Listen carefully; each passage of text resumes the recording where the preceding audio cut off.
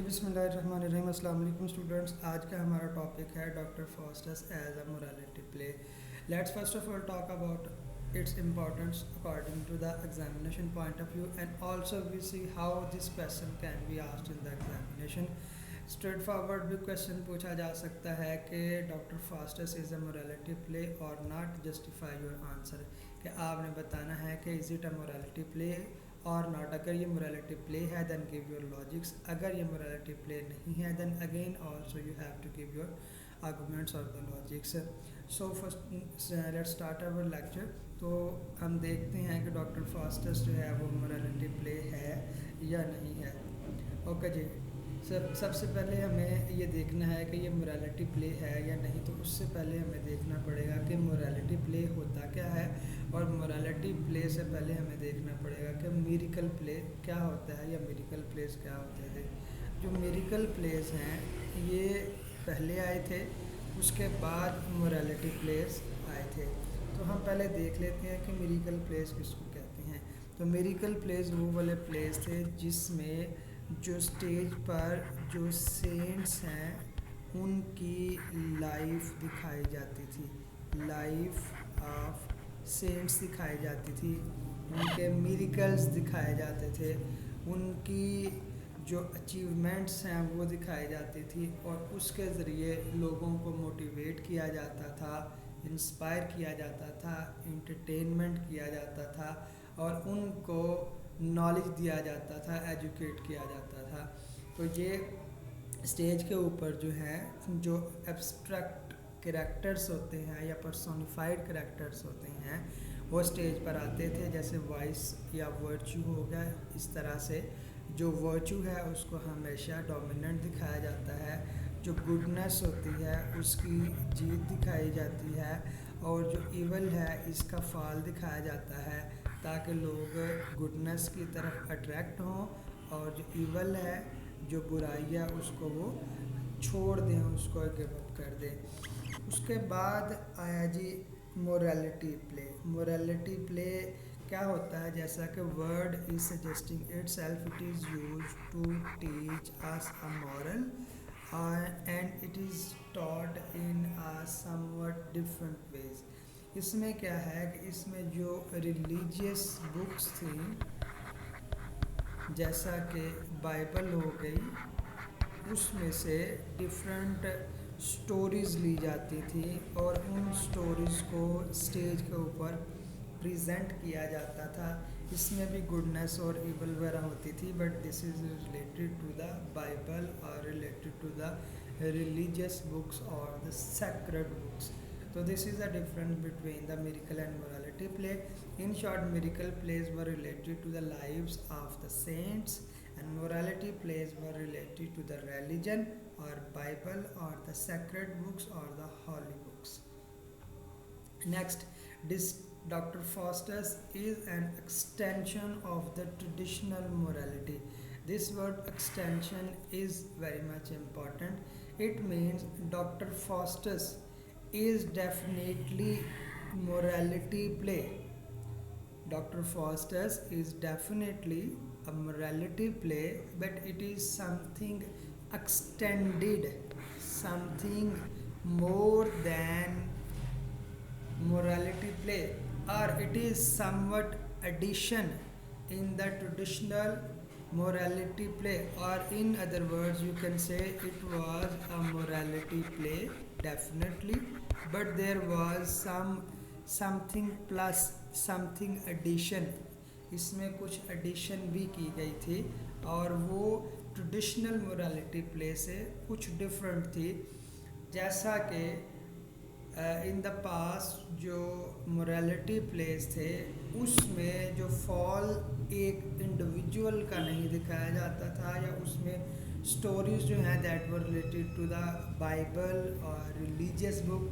लेकिन doctor Faustus में हम देखते हैं कि दिस इज़ द फॉल और the tragedy of a common man, and all the story revolves around the doctor Faustus और अ कॉमन मैन। तो यहाँ पर हमें एक और कॉन्सेप्ट भी मिलता है, मोरालिटी प्ले तो है ही, यहाँ पर हमें मैकाविलियनिज्म भी मिलता है। अब मैकियावेलियनिज्म क्या है? मैकियावेलियनिज्म जो है ये टर्म डिराइव की गई है from a thinker whose name was Machiavelli. अब मैकियावेली क्या कहता था कि वो कहता था in order to exercise power you need to adopt unethical ways। कि अगर आपने पावर को एक्सरसाइज करना है, अगर आपने पावर को एंजॉय करना है, लोगों के ऊपर अपनी पावर दिखानी है, तो आपको अनएथिकल वेज इस्तेमाल करना पड़ेंगे। अनएथिकल मीन टू से यू कैन से इमोरल।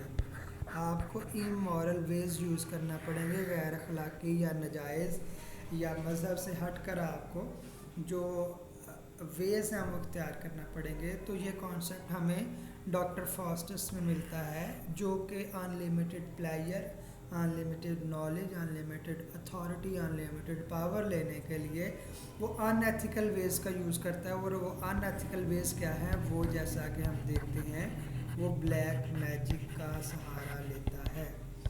तो ये मैकियावेलियनिज्म कॉन्सेप्ट है। तो so this is somewhat additional something addition to the morality play or the traditional morality play। ये traditional morality play से कुछ प्लस था, कुछ एडिशन था।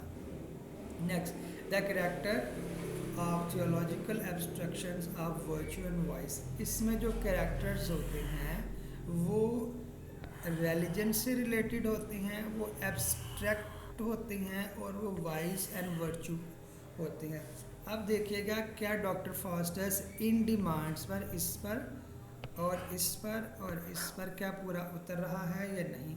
हम देखते हैं कि डेफिनेटली इसमें कैरेक्टर्स एब्स्ट्रैक्ट कैरेक्टर्स हैं। एब्स्ट्रैक्ट कैरेक्टर कौन से हैं? जैसा कि हम देखते हैं एंजल्स आते हैं दो, जिसमें गुड एंजल है और बैड एंजल है। ठीक है, good angel and bad angel ये आते हैं। तो ये मोरालिटी प्ले की ये वाली जो कंडीशन है ये फुलफ़िल होती है कि हम यहाँ से कह सकते हैं कि ये एब्स्ट्रक्शन है और इसकी वजह से ये एक मोरालिटी प्ले है। उसके अंदर बाद हम देखते हैं डेवल भी आते हैं, मेफिस्टोफेलेस है, लूसीफर है, बेल्ज़ेबुब है, ये सारे आते हैं। तो they are also the abstract character.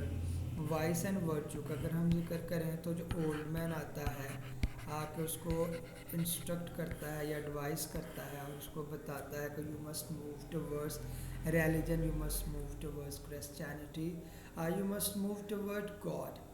तो वहाँ से हमें आइडिया होता है कि ये गुडनेस और इवल का भी यहाँ पर कॉन्सेप्ट पाया जाता है। और जो गुड एंजल है एंड बैड एंजल है, they are also the personification और the symbol of virtue and vice. Next, the use of 7 deadly sins. 7 deadly sins हम इसको देखते हैं कि whenever Faustus tries to move toward God, or whenever he tries to remember God, and whenever he tries to seek help from God, or whenever he utters the name of God, at the same time Mephistopheles appears and he diverts his attention from God and he gives him pleasure or the worldly pleasure, and he once again he moves towards the evil or something bad। तो यहाँ पर उसको जो मेफिस्टोफेलेस है वो उसको एक show दिखाता है, 7 डेडली सिंस का शो दिखाता है। That is another important and long question. उसमें प्राइड है, उसमें रैथ है यानी जिसको एंगर कहते हैं, उसमें एनवी है, उसमें ग्लटनी है, उसमें कॉवर्टियसनेस है। ये जो सेपरेट क्वेश्चन है जिसको भी हम डिस्कस करेंगे। तो ये 7 डेडली सिंस जो है वो उसको डॉक्टर फॉस्टर्स को दिखाए जाते हैं in order to amuse him और in order to entertain him और in order to divert his attention. तो इस तरह से जो डेविल्स हैं वो उसकी अटेंशन को डाइवर्ट करते हैं ताकि वो गॉड की तरफ अट्रैक्ट ना हो। The use of buffoonery. The use of buffoonery, किसी को फूल बनाना, किसी को बेवकूफ़ बनाना, किसी को जिसको प्रैंक करना कहते हैं। तो हम देखते हैं कि यहाँ पर जो वो रोम में जाता है या जब वो प्रीस्ट के चर्च में जाता है तो वहाँ पर जाकर उनका मजाक उड़ाता है। वो बंदा जो इससे घोड़ा ख़रीदने के लिए आता है वो उसके साथ भी प्रैंक करता है। तो ये उनको मंकी करना, उनको प्रैंक करना, उनका मजाक उड़ाना, that is also a kind of that falls in this category of morality play. It is linked between the classical tragedy and the morality play. जो classical tragedy है ये उसके दरमियान और morality play के दरमियान एक ब्रिज का काम करता है, एक लिंक का काम करता है। तो जो क्लासिकल ट्रेजेडी है यानी कि जो क्लासिकल जो ग्रीक और रोमन की जो ट्रेजेडी है और जो मोरालिटी प्ले है इन दोनों को आपस में मिलाता है। मीन टू से कि इसके प्ले के अंदर हमें ये दोनों वाले एलिमेंट मिलते हैं। तो इन शॉर्ट और in the end or in conclusion we can say Dr. Faustus is definitely a morality play, but it also has something additional in reference or in comparison of the traditional morality play. So इस तरह हम इसका conclude करेंगे. Thank you so much.